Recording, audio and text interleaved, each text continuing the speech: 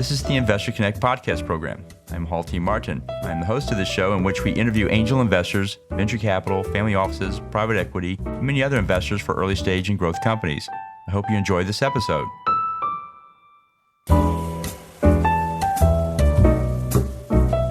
hello, this is Hall Martin with Investor Connect. Today I'm here with Elena-Cristina Conacel of BootstrapBay. Christina, thank you for joining us. Hello, Hal. Thank you for inviting me. Great. So what was your background before joining BootstrapBay? What did you do before this? I started working as a freelancer while I was studying for my master's degree. I started working with some clients that were very entrepreneurial. They were building their own products. And they really changed my view regarding how new products get to market. It felt like anyone with a laptop could do something to impact the life of someone on the other side of the world. And I really liked that perspective, and I wanted to try to do it myself. So I started to divide my time between working for clients and starting my own project with a colleague from college.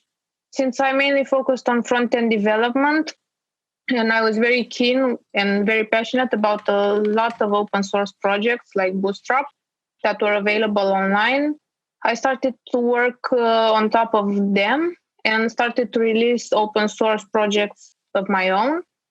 We started to put them together, these bits of code that were open source in kits, and release them for developers. That's how we started creativeteam.com. And they were very well received. And it didn't take long before we started to release paid products too that had a lot more features.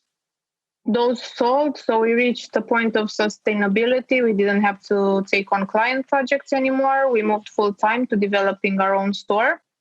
We did this for about 5 years, and I went from front-end development to also doing back-end development and creating projects, managing resources, accounting, anything that would arise in our business. I think I could say we reached a point where we were successful, at least for the standards in Romania. And I felt the need to take things a step further and create a marketplace that would connect multiple stores with Bootstrap users. And that is how we got to BootstrapBay, which was acquired by Creative Team, and now it's managed by me. Oh, great. So you deal with the marketplace in this technology area. What's your advice for investors who want to invest in this space? What do you tell them to do before they write that check? Well, I don't have a lot of experience with investment. All my projects have been bootstrapped. So like I said, I did client work to support the development of my own projects. And if it was necessary, I also used my personal finance. Now I am more open to investment because I think it can fuel the growth much better for a market store. I think that people investing in this space should get familiar with the technologies that developers are using and how they are using it, and try to find stores that are keeping up with the trends. Front-end frameworks like Angular, React, and Vue are gaining a lot of momentum, and it is hard to find a team that's not using them. And there is still a lot of space in these markets for growth, and a lot could be fueled by investment. And I think the startups that are willing to adapt are the most valuable. So seeing startups that change the technology and try to integrate new ones when they appear.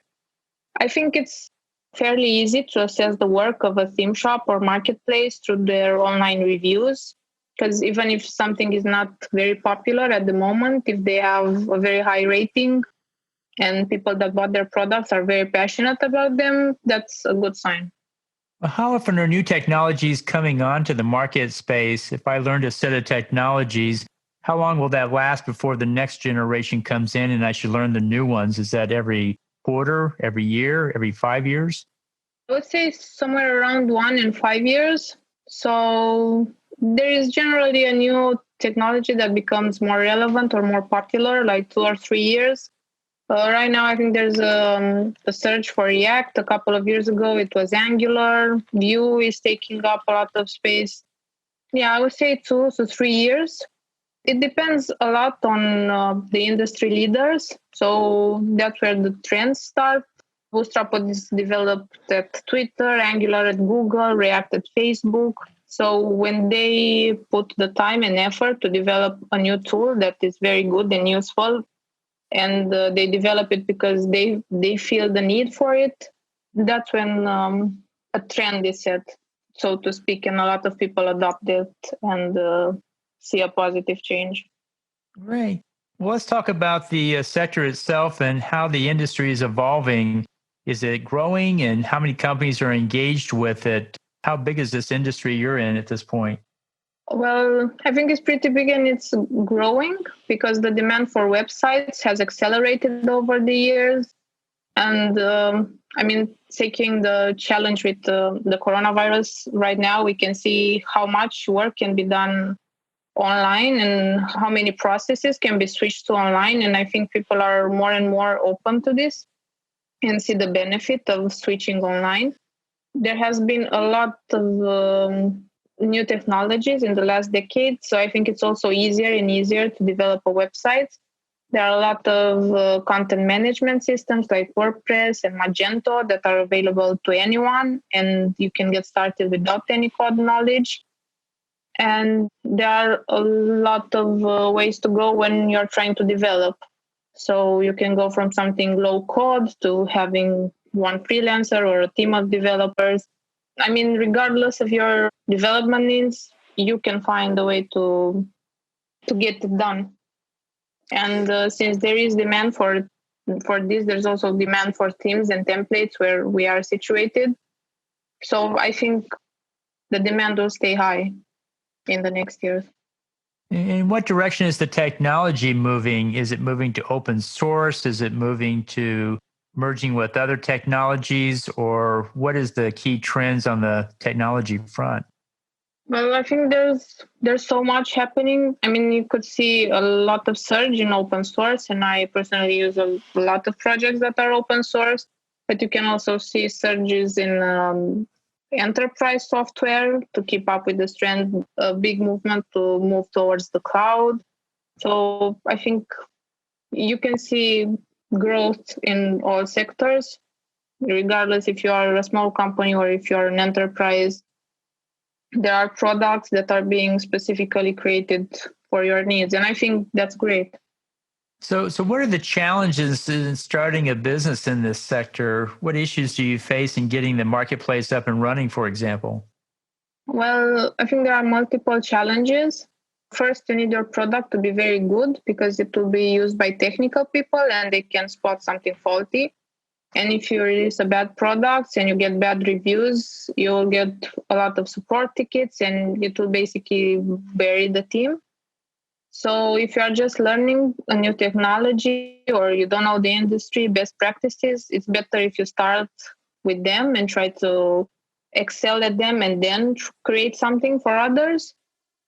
And once you have this excellence of creating products, you have to find a way to differentiate from the competition. And one way is to have a very good design, or you can have a team that is extremely customizable. You have to find your niche, what you are best at. So you talked about creating a marketplace. So I guess that puts BootstrapBay as the market maker where you're putting two groups together. What else do you guys do there? We also create our own products. So we release open source and paid products of our own.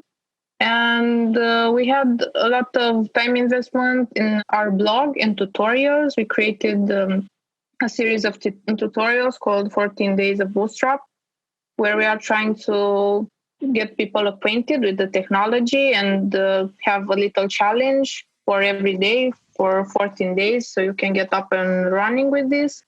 So we are trying to reach new people that are just beginning with Bootstrap and want to figure out how to use it. And just the logistics mainly, handling client support, business support, split payments, always reaching out to new affiliates, creating content. So that's basically it. It adds up in the end. And so what's the next step for BootstrapBay? Where do you go from here? Well, we're trying to be a niche marketplace. And so we're trying to be very focused on Bootstrap and new technologies. We try to offer the best possible quality. So we have a pretty tight review process.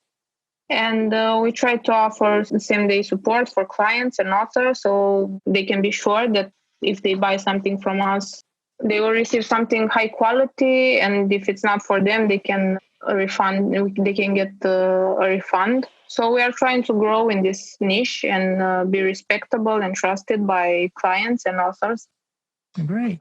Well, in the last few minutes that we have here, what else should we cover that we haven't? Well, I think one thing that I am passionate about and I would like to spread is that it's very easy to get into web development.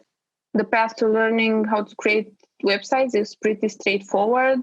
There are a lot of tutorials and resources online. So if you feel attracted towards programming, web development is a great place to start. And I would like to make it more clear for people that regard programming like something with zeros and ones and complicated instructions, that it's not like that. It's very easy to start to create something and it's very rewarding to see it live. So if you feel inclined to do it, just give it a try and see how it goes. Very good. Well, thank you for taking time to join us today. How best for listeners to get back in touch with you? You can send me an email at contact@bootstrapbay.com, and you can also find me on Twitter and LinkedIn if you search for my name. I would love to get in touch with more people interested in this field, so hit me up. Great. We'll put those in the show notes. I want to thank you for joining us today. I hope to have you back for a follow-up soon. That sounds great. Thank you. Investor Connect helps investors interested in startup funding. In this podcast series, experienced investors share their experience and advice. You can learn more at investorconnect.org.